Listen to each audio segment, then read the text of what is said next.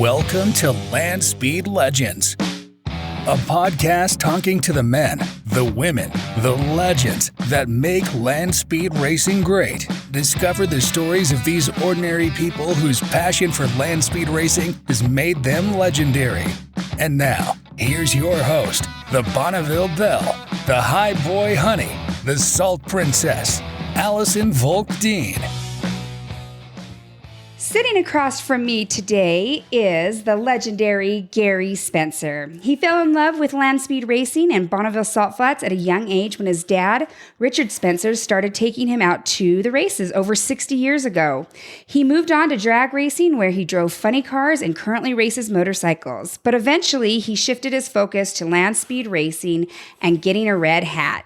It took 10 years, but he eventually gained entry into the Bonneville 200-mile-an-hour club in 2008 in his stock body 71 Camaro with a record of 250 miles an hour. He currently holds 3 records in this car and has a top speed of 260 miles per hour.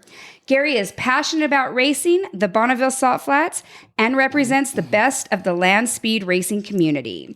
Please welcome Gary Spencer. Thank you so much for coming all the way from Tremonton, which is a long drive, but I heard you were coming down here to get a crankshaft anyway, right. So it all worked out. Yeah, thanks for having me. Yeah, my pleasure.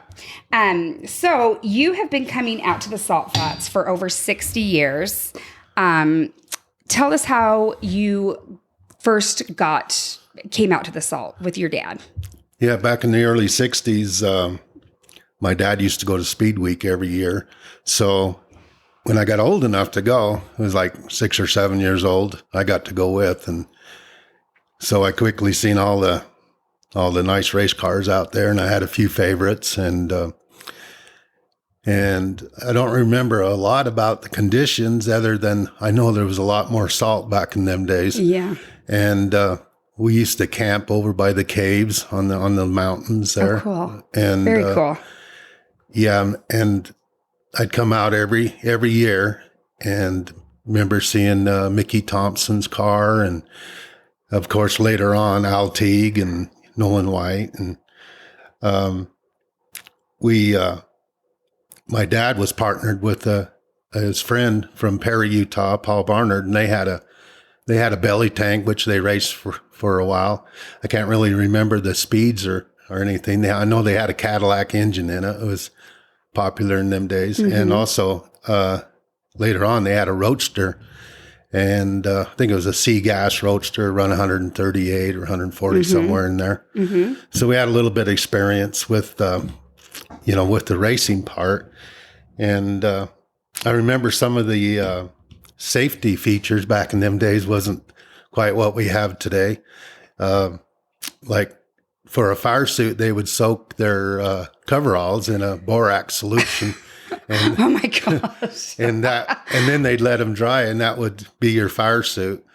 And they, back in then they didn't make safety belts or anything like that. So they would go to, the Air Force surplus, mm-hmm. and get them out of airplanes. Wow. And goggles like that. And that was your safety gear. That's crazy. So I really respect them guys be able to go fast. Yeah. With the bare minimums. Yeah, no kidding. Yeah, that's impressive. So what were some of your favorite cars? I remember one that was a dark red Corvette. I remember the number. It was, mm-hmm. 230. I think that maybe started my fondness for red race cars. And it was a beautiful car. It was streamlined. And I remember that I always had to have pictures with me standing next to it, yeah. being a little guy that I am. I was. And I also liked the early Streamliner, City of Salt Lake. That was another red car. Mm-hmm. And Gary Cagle had a Roadster, had a blown motor in it that I always thought sounded real well. A little later, when the Jet Car Wars was on, every day I had to get the newspaper and see what happened that weekend or that day between Art Arfins, Craig Breedlove, and Walt Arfins. Oh yeah, I was always following that real close, and Craig Breedlove was my favorite. That was who you're rooting for. Yeah, always liked Spirit of America jet car. Very cool. And also remember the Summers Brothers Streamliner, which was one of my favorites. Yeah. That's amazing. Those are some pretty impressive cars that are really legendary out there. So you got to really experience the glory days of racing. And so you said you guys had a roadster. Is that right? Is that what you were saying? So that's your dad and you and your dad and my dad and his friend Paul Barnard. So what was it like out there when you'd go out there or to the pits working with him? Back in them days, there wasn't much shade. You had to make your own shade, like a tarp thrown up or a parachute maybe strung out the best you could. Yeah. But there's really, long sleeve shirts and there wasn't even sunscreen then. Yeah. So, there was a lot of sunburn going on. But I remember they had a water truck where you could go and get water for whatever you needed. And it dripped nonstop, all day and all night. But the hole it made in the salt, there was 2 or 3 feet of salt there. Yeah.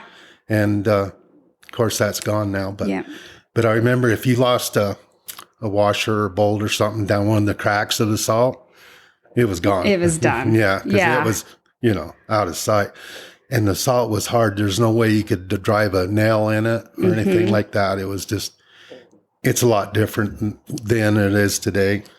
And it's pretty fragile today. Yeah. Yeah. I mean, just one little rainstorm cancels, I think back even 10 years ago, that rainstorm wouldn't have canceled Speed Week like it did this year. It seemed to me back in them days that it was more laid back. It wasn't as long as lines and stuff like you see nowadays. Yeah. And I know that we'd cook and everything because there's no vendors or anything. And if you had to make a phone call, you had to go to town. Yeah. There was no phones on the salt. Yeah. So I remember one of my dad's friend had to call his girlfriend or something. So we went to town and we missed one of the best runs of the meet. And everybody was pretty upset with him because he had to call his girlfriend. Oh, that's funny. But you had no choice. He probably broke up with her later on, maybe. Yeah.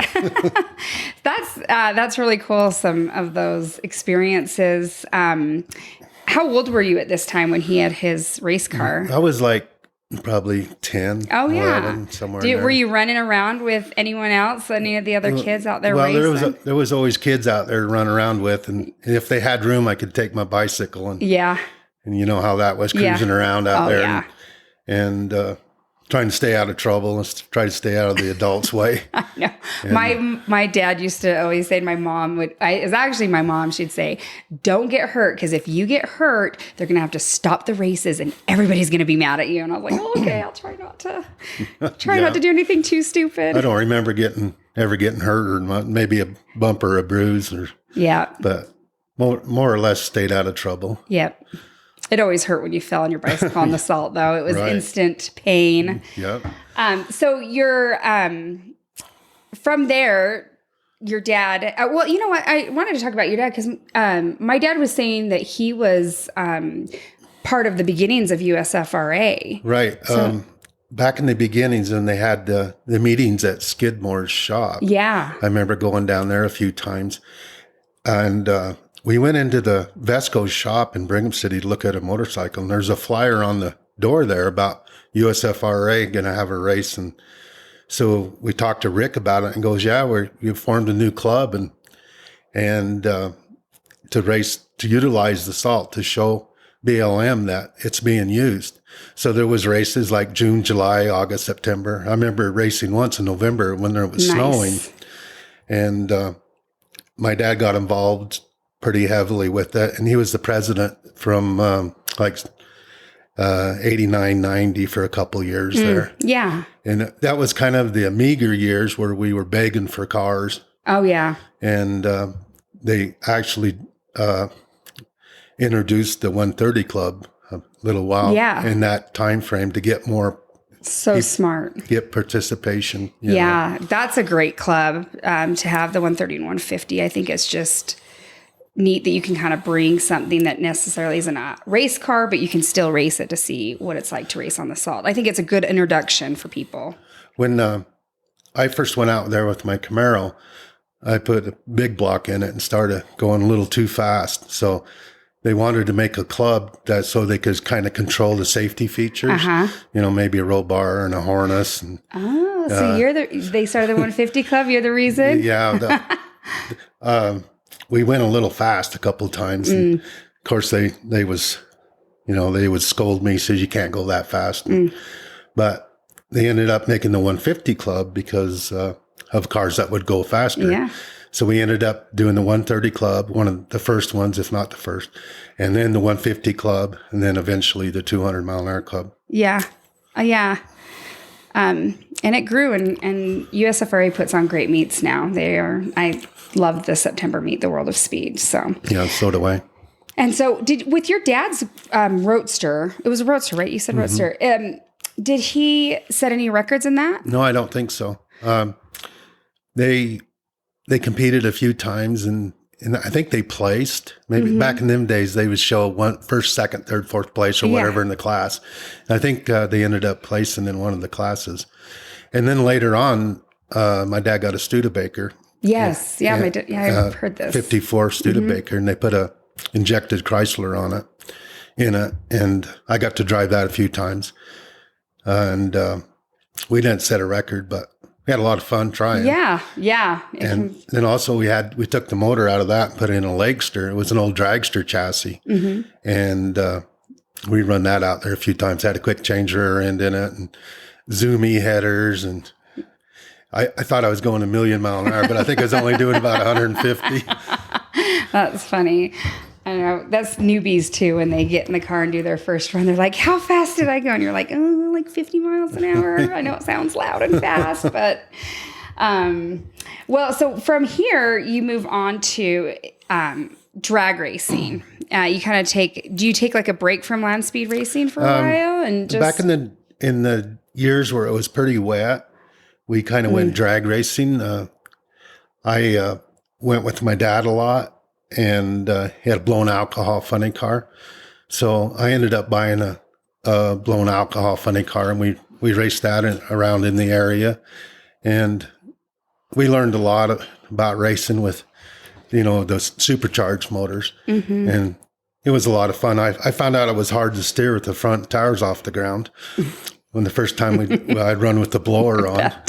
So that was pretty exciting. And it ended up when the gas prices got too high, that we went kind of back to salt flat racing. Yeah.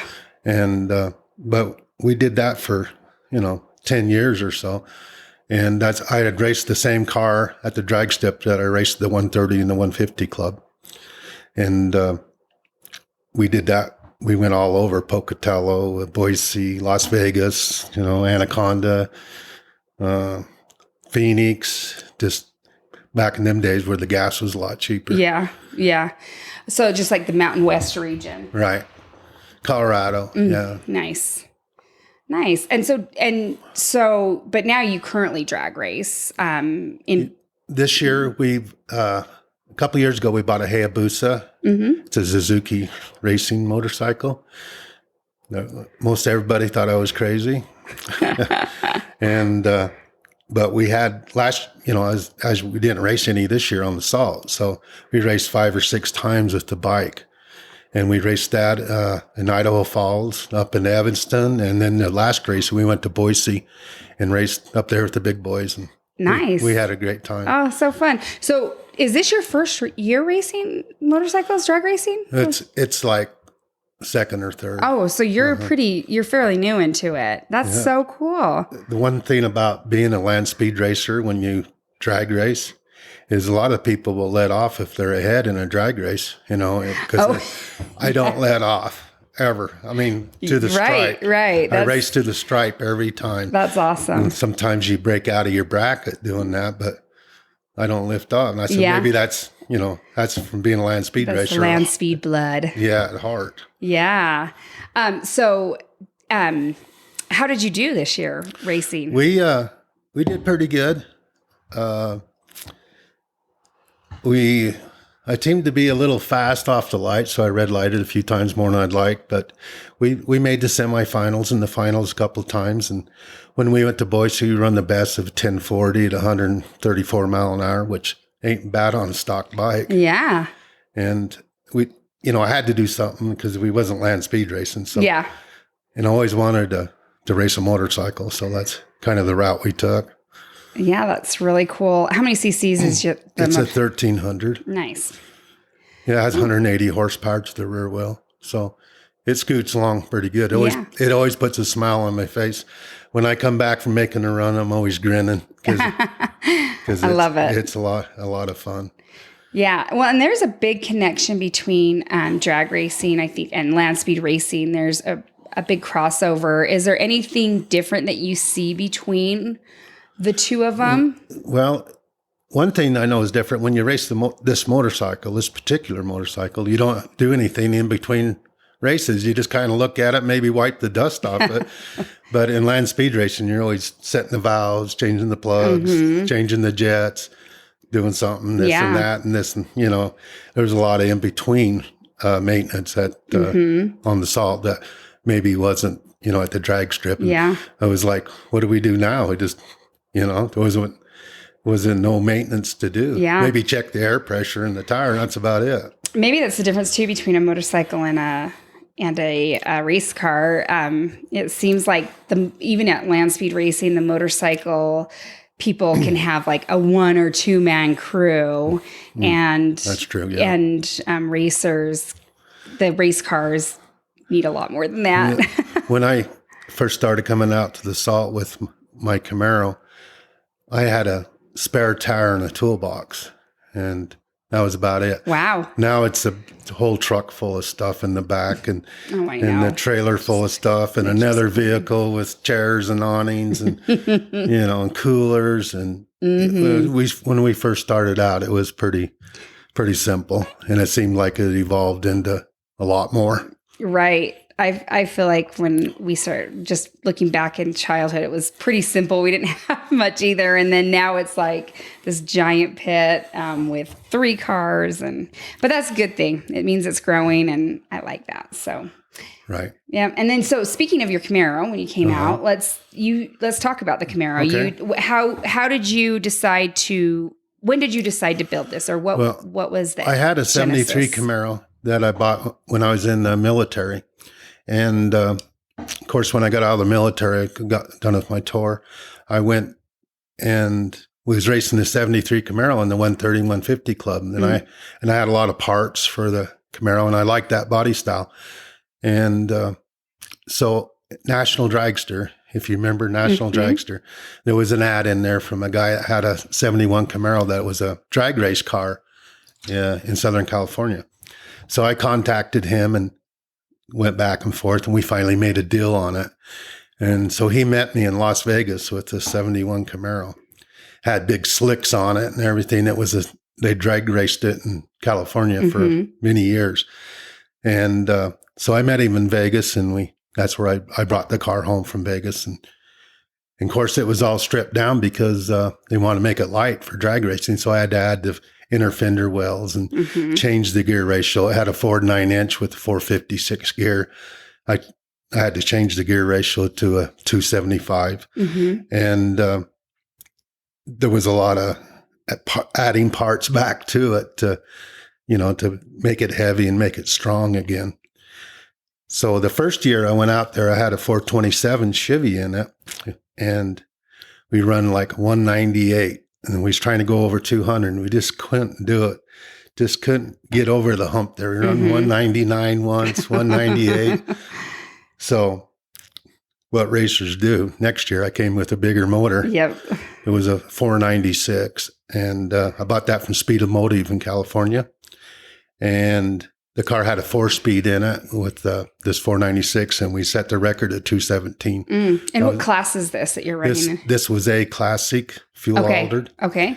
And we set the first record in 2003 at 217 with the car. Oh, nice. So we was pretty happy about that. So, but that's not the record that gets you into the club, the 217. No. So we found out that they had minimums. Oh, that's a bummer, huh? Yeah. Well, I mean, people would come up to the tent when I was manager and they'd be like, we got, and I was like, oh, yeah. Yeah, well. You got the SCTA record, but you don't got this record. And there's like minimums. What's that? And they said, well, the minimum in this class, I don't remember what it was, but I wasn't there yet. Mm-hmm. So I was more determined then. So we kept with the 496 for quite a while. And it did run pretty good, but it just wasn't quite enough to get me in the club. So eventually we came with a 540-inch motor. And me and Lee Cilio with the Daytona Charger. Lovely. We battled back and forth. Oh, yeah. He would take the record and I would beat him. And then I think I'd have the record set, and then he'd come out the World Finals and top me, you know. So the record I got in the club with in 2008 was 250.704. And that was Lee's record that I took, and that stood. He tried, but he didn't get it back. So. Yeah. And so they said, my dad was saying something, I don't know if this is true or not, but people were like, there's no way a stock body can go 250 miles an hour. Like there was some kind of, just people questioning whether you could go that fast. Well, there is a little story behind that. About 240 in that Camaro, it got pretty crazy. It was a handful.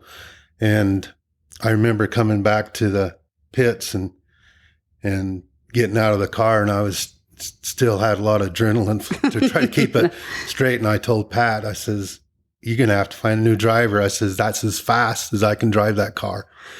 And she looked at me like, where in the hell am I going to find a new driver? So we figured we had to do something. So we did some research, and we figured out to put a air dam on the front and a big spoiler on the back to get some downforce. And Jay Barnard from Perry, Utah, built the air dam for the front. We kind of told him what we wanted, and took the car to Dan Saran Race Cars in Boise, and he built the rear spoiler and added more roll bar. Nice. So the next year we was ready to go, and the car run over 250 the first time, and we knew we was on to something. Yeah. I could actually drive it. Yeah, it was a smoother ride. Yeah, it was not a little easier. Not as much steering going on there. And so we added a big shot nitrous system to it, and nice. We was able to set the record at 250.704. And then we decided, well, we do what racers do. We want to go faster. So my goal was 260. So I think it was 2012, 2013 at the World of Speed. I run 234 in the quarter mile and 260 exit speeds, the 259 final mile. And wow, we was pumped. That was what we wanted to do. And so it was an impound, and here come the rain. It had rained quite a bit, and there was no way I thought they was going to have the race. I said, it was too wet. So the next morning, Jim Burkdahl was president of the USFRA. We had a meeting, and I still remember him saying, let's go racing. Yes. All right. So we got the car ready, and when we made the return run, it was in that time period, you made 2 runs, and there's both same direction. So in the middle of the track, I could see puddles in the track. Wow. And I thought, that's pretty wet. So I tiptoed through the middle of the track, and then I hammered the last 2 miles, and it run 150 or 259 something. And I had actually made it, and it averaged out to be 259.110. And that's the fastest? That's the fastest. You're like, I want that 260. Yeah. The first run was a 260 exit okay, speed. Nice. But if we had the whole track, we probably could have did 260. It was really close. That's awesome. But that was one of my most successful races. Nice. That we obtained every goal we wanted. And I think we still had an engine when we went home. Yeah, hallelujah. That's a good race, huh? Yeah. Yeah, that's amazing. When I got in the 2 club, your dad and Dan Warner, they tried to pump the motor. It was wounded, so it went pump. And they said, well, you're going to have to pull the cylinder head and do this and do that, and we'll come and measure it.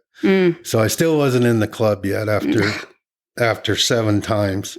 Yeah. And Larry and Dan came over and ended up, they brought the T-shirt and hat with them. Oh, nice. So that was a great moment. Yeah. Nice relieving moment. They measured the bore and the stroke and verified it was what it was supposed to be. Yeah. I remember when you got in the club, it was awesome. Yeah. I was still manager. So I remember that was a good day coming over, and yes, that is amazing. So, that was your main goal. And there was the 2 Club, was like, what does that mean to you to get into that club? Yeah. The 2 Club, I did a little research on it before I ever got in it. And I seen some of the names that was on there, Gary Gablich, Craig Breedlove, Summers Brothers, Strasburgs, Don Garlitz, just, and to be involved or be included with them, that was a great honor. Yeah, it is an accomplishment and definitely something to be proud of. I was told by a few old timers that I had done it right. I built my own car, built my own engine, and every time I drove it, I was balls to the wall. I didn't back into any record. I didn't sandbag, and I'm very proud of that. Yeah, and I think that is something to be proud of, and something that people do look up to. That really is kind of land speed racing, is that somebody can come out and just see something, build the car, build the engine, and come set a land speed record, which makes it seem, it's still amazing that you do that, but still attainable, that somebody can look up to that and be like, that is something that I can do as well. Right. That's what I did the first time I had the Camaro. I already had the car, so I had to fit the car to the class. It wasn't that I found the class I wanted and then bought the car. I knew the car. I had the car, so I had to fit it to the class. And it just progressed. In 2012, I had a self-proclaimed no excuse tour. There was no excuse that was going to be in the books that I would accept for not getting a record. So it was spent a lot of money, what it was, but we ended up that year with record. I think it was 237 at that time. I can't remember what it was, but we ended up doing what we needed to do with the no excuse tour. Nice. And sometimes that's what it takes is the dedication and just the dedication. Yeah. And I talked about that on our last podcast with Shane, is that just that grinding it out no matter what. Like, he was talking about how he had to go back to the hotel room, and they, changed transmissions out there. And it's just that perseverance of keeping going. And that's what that no excuse tour sounds like. No excuse tour. We took the nitrous bottle to the motel with us. Yeah. And that morning got up early and put it in a hot bathtub to heat it up, because it was cold out there in September. Yeah. So we wrapped it up like a baby in a blanket, and took it to the Salt Flats, and then ended up putting it in the car. Nice. And setting the record. So it was whatever we had to do. I love it. Yeah. So in 2001, Pat Christensen came on board, and she's been a big help. Oh. I couldn't do it without her. Yep. And she actually got in the 130 Club here a few years ago. Oh, I didn't know that. That's awesome. They tried to talk her in the 150 Club, and she said, I think that's enough. But I think women don't get enough credit out there, that what they do in the pits and even when they drive. I mean, I always encourage the women to get more involved. And I know in my circumstance, I couldn't have done it without her. Oh yeah. I know for a fact she's been right by your side all the time. She's amazing. I love Pat. She's a great lady. And yeah, you're right. The support that you need to be able to do that. I think if you have somebody supporting you in that, it definitely makes a difference to do something like the no excuse tour, to be able to do that. And I've always found that racing out there, men are very encouraging to women. You can go up and ask any question about the car or anything that you need to know, and they don't just blow you off like you're done. They are happy to explain it to you, or they're very encouraging if you want to race. So. Right. I have a friend, Kim Barnard. We took her to test and tune. She had drove the 130 and the 150 car, but she got in the competition truck and she ran 147, 150 mile an hour, and she was on top of the world. You know, there was a grin on her face. Yeah, and that's awesome. I like seeing that. Yeah, yep. I agree. So, well, we talked about you guys, you're getting in the club and the records that you've set afterwards, which is awesome. Quite an accomplishment. What are some of the things that you're looking to do, like now or down the road a little bit? What are some of your aspirations? I still hold 3 records. The one record is only 246. And I'd like to bump that up over 250. Mm-hmm. That would that's the natural aspirated record, no nitrous, just 2 carburetors. Nice. We want to get that over 250. That'd give me 3 records over 250. So, and what class, is that the same class? No, it's a AA classic gas altered. Okay. And so not fuel, you're just running gas. Okay, I gotcha. Just naturally aspirated, no nitrous. And we think we got the motor to do it. We had it this year. It's a 582. Mm-hmm. And it's a torque monster. We think we could have got the record this year. Yeah, but you know how that goes. Mm-hmm. But I think we're prepared to do that. And once we do that, then I want to take the Hayabusa I got, mm-hmm. and I want to run over 200 with it. Nice. So I can have a time slip, one next to the other. One's in a car going 200 and the other on a bike. Yeah. And I don't know how many people have done that, but that's kind of a goal. I don't think a lot. That it'd cross over that way. I think Amos comes to mind, maybe crossed over, but I don't even think in the same meet. I don't know if that's... The bike needs a little work to go that fast. It'd probably run 185 now. So what do you think you have to do to it to make it go? John Levi told me to put a turbo on it. He said that'd be the cheapest way. Either that or some engine work. Yeah. And I'm a pretty big guy, and it's kind of hard to get hunkered down on the bike to be aerodynamic. My shoulders are always hanging out in the wind, so it might be a little harder for me. But I think it's obtainable. Yeah. And also, I just bought a drag bike from a guy here in West Jordan. Mm-hmm. And we're going to go, when we're not salt flat racing, we're going to go drag racing with this drag bike. Oh, okay. And so like the ones with the bars coming out. Yeah, it's got the wheelie bars and the big slick on the back. Nice. So how fast does that go? That'll probably run 150, 160 in the quarter. Yeah. And the low 9s, high 8s is what we're looking at. Yeah, that's awesome. But I got the need for speed. And if we can't race in the salt flats, I got to do something else. Yeah, I love it. Yeah, that used to be on the back of our race car. I feel the need for speed. So that's awesome. And so, but one of the things that we need in order for you to accomplish these things is good salt and good salt conditions. Right. So I feel really strongly about Save the Salt. Mm-hmm. I know you have a little paragraph or two at the end about it, but people come from all over the world and they wonder why we're letting it go, to the extent it is now. And there's no question in my mind where it went. It's over on the other side of the freeway. Yeah. There might have been a little erosion here and there, but it's all, the BLM won't admit it. But like I said, people come from all over the world and see this and can't understand why we let it go the way we have. Mm-hmm.